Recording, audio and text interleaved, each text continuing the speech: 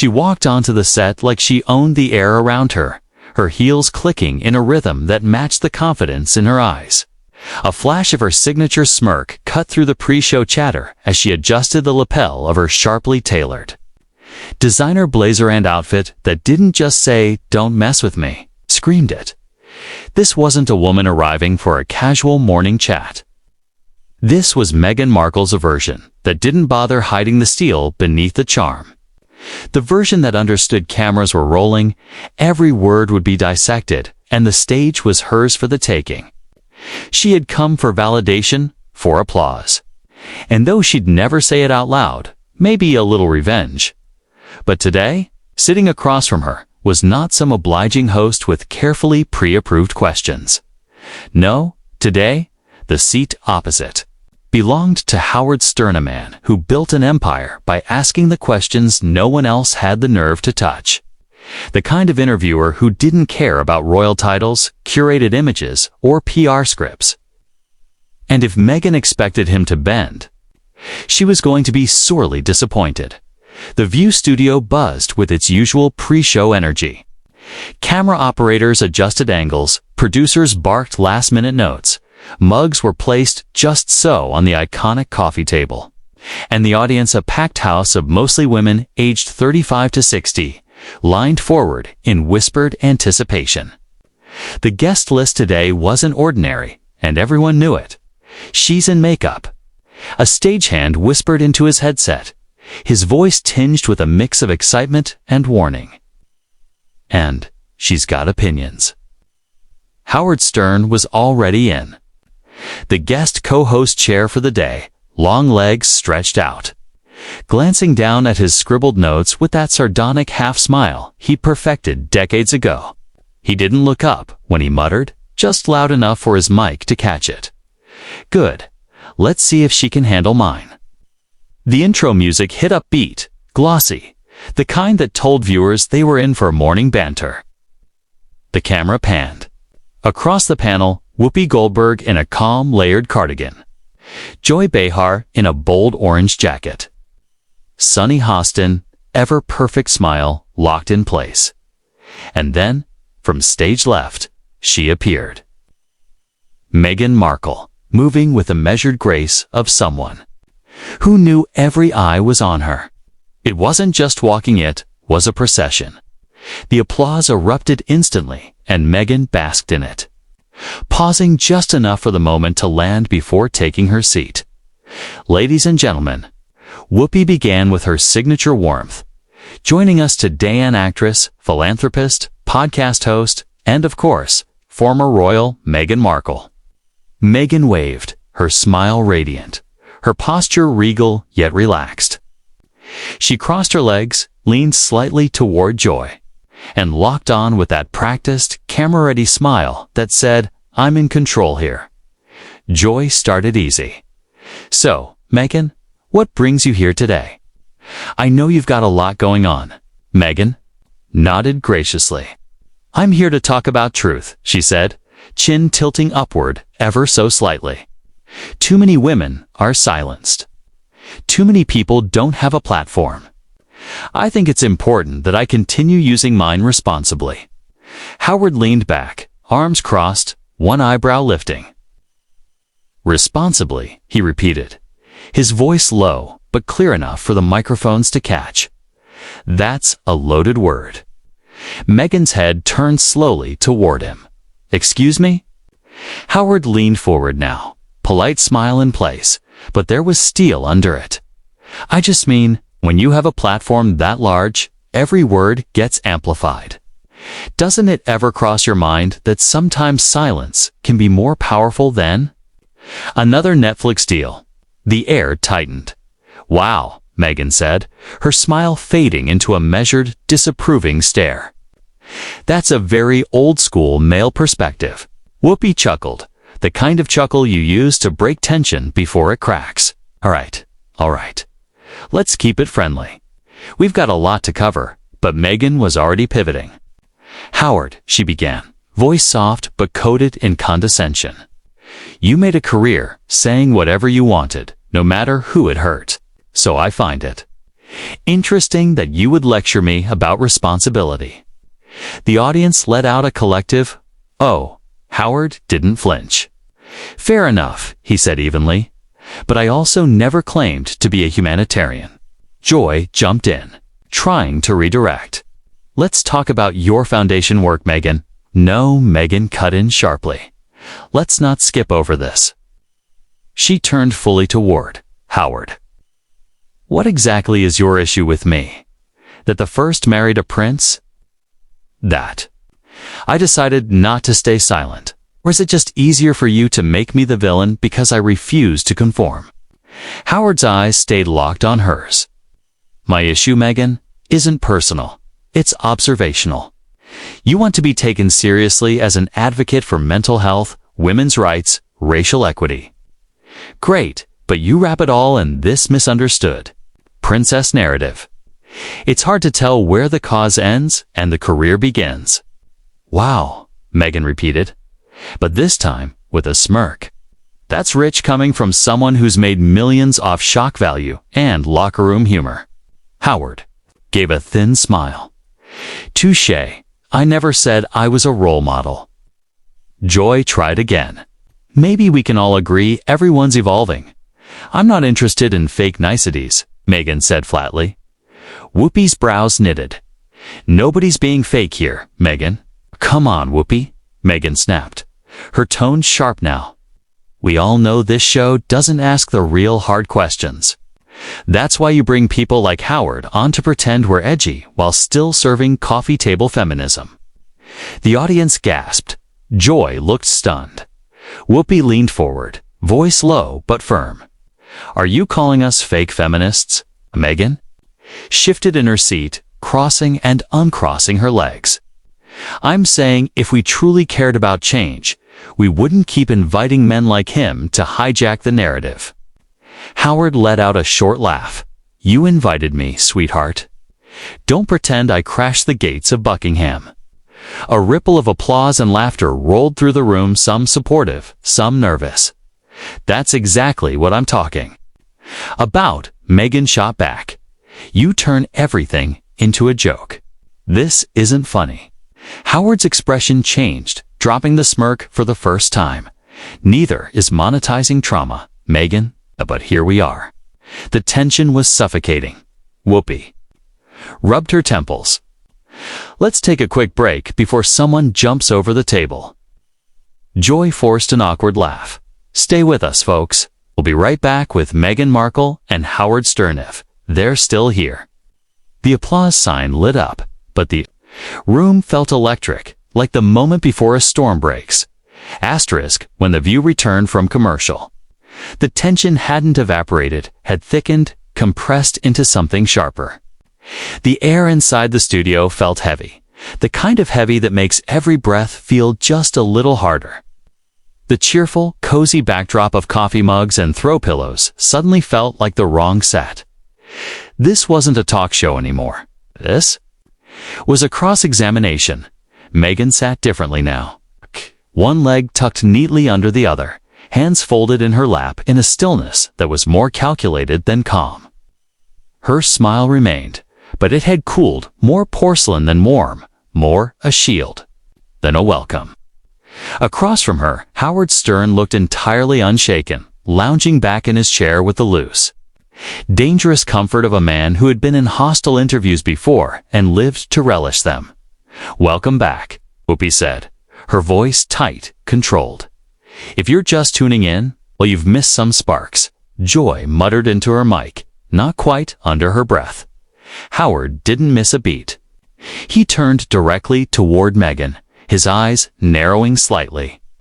"Can I ask you something real?" "I'm sure you will," Meghan replied coolly, not even looking at him. He ignored the frost in her tone.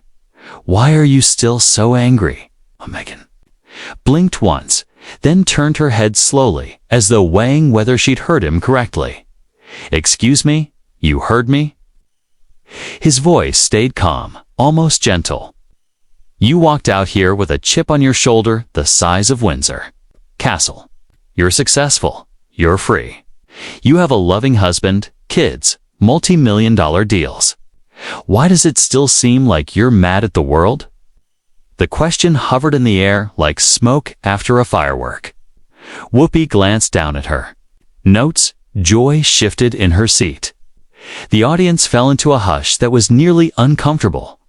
Meghan gave a short, brittle laugh. You think I'm angry because I don't sit here and smile and nod my way through interviews anymore? No, Howard said evenly. I think you're angry because you built your brand on escaping a system. But you're still letting that system define you. That's not true, she shot back, her tone sharp. Then prove it, Howard said simply. Talk about your work, your causes, your plans, not the palace, not the tabloids, not the trauma. Her eyes narrowed. You don't get to tell me how to tell my story. I'm not, Howard replied, still calm. I'm pointing out that if you keep telling the same story, people start to wonder if there's anything else. Her voice dropped, low and cutting. I'm not here to impress you, Howard. This isn't Howard Stern Live. This is the View Show for women. Maybe. Let the women speak. A low "oh" rippled through the audience. Howard raised his hands in mock surrender. By all means speak, but don't hide behind gender to dodge a real question. Joy tried to mediate. Let's not make this about identity politics. Everyone's personal experiences are valid. That's the problem, Meghan said, cutting her off, turning toward Joy now. He doesn't think my experience is valid unless it passes his standards. And honestly, Joy, you're letting him dominate this table like he owns it. Joy blinked, taken aback. I came here to talk about my foundation's new initiative, Meghan continued, her words gaining speed. Not to be interrogated by a man who made his fortune humiliating people. Howard's lips curled into a grin. Really? Struggling with the idea that someone might question you, huh? No, Meghan snapped. I'm struggling with the idea that someone like you still gets a seat at this table. And yet, he replied smoothly, you spent more time talking about me than your foundation since the show started. Howard, Meghan, Whoopi cut in, her tone firmer now. This is a conversation, not a cross-examination. Let's take a breath. Meghan folded her arms. It's hard to breathe when you're being gaslit on national television. Howard's gaze locked onto hers. Gaslit. Meghan, asking you to clarify contradictions in your public narrative isn't gaslighting. It's journalism. You don't get to define journalism, she hissed. Especially not you. No, Howard agreed, but I do get to ask what everyone else is thinking. That's rich, she shot back, coming from a man who used to make women ride mechanical bulls on his radio show. Howard nodded slowly. Yeah, and I've talked openly about how ashamed I am of some of that. I've changed. I've evolved. I don't pretend I was always noble, but I own my past. You, on the other hand, seem allergic to accountability. Meghan's nostrils flared. The audience seemed to lean forward as if waiting for the next blow. Whoopi's voice cut through again, this time edged with urgency. Guys, producers are waving behind the cameras. We need to cool it. But Meghan wasn't cooling anything. She leaned forward, eyes locked on Howard. You sit here acting like some wise truth-teller, but you're just another old man threatened by a woman who refuses to stay quiet. Threatened. Howard laughed, not kindly. Meghan, I've interviewed Madonna, Whitney, Hillary Clinton, Lady Gaga. Trust me, I'm not threatened by strong women. I'm skeptical of people who think criticism is the same thing as persecution. And the audience roared, not all in agreement, but loud enough to make the tension spike again. Asterisk, the applause wasn't warm. It was scattered, jagged, like broken. Glass in the air, Meghan turned toward the sound, eyes narrowing with shock and contempt. Oh, so that's what we're doing now? Her voice dripped acid. Clap for the guy calling me a liar. I never said you lied, Howard replied evenly. I said you've made pain into a product. There's a difference. No, there's not. Meghan shot back. There's only ever judgment. That's all people like, you know. Joy tried to cut in. Let's talk about your new documentary, Meghan. Tell us what inspired it. Meghan didn't even glance at her. You want inspiration. Here's one surviving.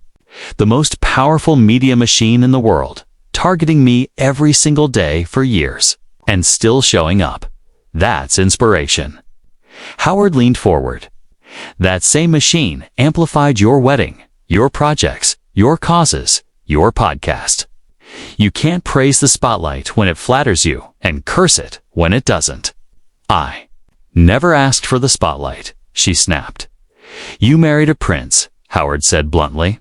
That stopped her cold. The audience fell silent. You think that makes it okay? That I deserved what happened to me because I fell in love? She demanded. No, he said calmly. I think it means you knew the rules and acted surprised when they applied too. You? Okay, seriously, Whoopi interjected, shoving her mug forward. We're done here. This isn't what the show is for. But Meghan wasn't done. She leaned in, her voice low and venomous. You're a joke. A walking relic, pretending to be relevant. Howard didn't flinch. And you're a brand wrapped in victimhood, selling empowerment while stomping on anyone who asks for clarity. The silence was heavy. Joy's voice finally cut through. A whisper. We'll be right back. The screen faded to black. But in the studio, nobody breathed. When they came back, there was no applaudingly, a tense hum of disbelief. Some audience members had their phones hidden under the table, recording Joy forced to smile. Well, it's been a lively morning. On The View, we're back with Meghan Markle and guest co-host Howard Stern. This isn't a discussion, Meghan said flatly. It's an ambush. Whoopi crossed her arms. Meghan, you've had more speaking time than all of us combined. That's because I have something to say, Howard chuckled. You've said plenty. The question is, has anything changed? Her eyes flashed. You think sarcasm is intelligence. You sit there grinning like the smartest guy in the room, but all you do is bully people who've lived through more than you can imagine. I don't bully, Howard said. I probe. I confront contradictions. That's what adults do in public discourse. Oh, please, you're a shock jock in NPR clothing. The audience laughed at him, not her. She flinched. Tell me this, Meghan said, turning to Joy. Would any male guest be treated like this? Meghan, Joy replied. You called. You asked fake feminists 20 minutes ago because we let them ask you tough questions. Whoopi's voice was firmer now. We didn't bring him on to gang up on you. You wanted to talk about your docuseries. We gave you space. But every time someone questions the framing, you call it an attack. This is exactly what happens, Meghan said, shaking her head. A woman tells her story, and the world wants her to smile while she bleeds. No, Howard cut in. The world just wants to know if the bleeding ever stops or if it's just the trailer for your next exclusive deal. Gasps rippled through the crowd. Meghan slammed her hand on the table. The mugs rattled. That's enough. I will not sit here and be patronized by a man who made his career humiliating women and by women who forgot what sisterhood means. Meghan, don't raise your voice, Whoopi warned. Oh, I'm sorry, she shot back. Are we afraid of passion now? We're afraid, Howard said without hesitation, of entitlement masquerading as trauma. The audience froze. You're just mad, Howard continued, that I didn't kneel when you walked in. I'm mad, Meghan retorted. That the media puts old men on pedestals while dissecting women like cadavers. You're not being dissected, Howard replied. You're being questioned. If you want praise without scrutiny, start a fan club. Don't come on a talk show. Meghan pushed back her chair and stood. I don't need to take this from you or this show. Then don't, Howard said simply. The door's right there. She stormed off. The cameras caught the back of her white suit before she vanished behind the curtain. When the studio settled into a stunned stillness, Howard leaned into the mic. She didn't want conversation. She wanted validation.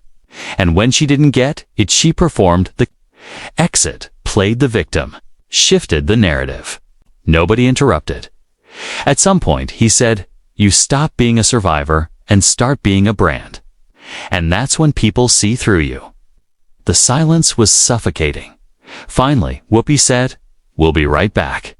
Fade to black.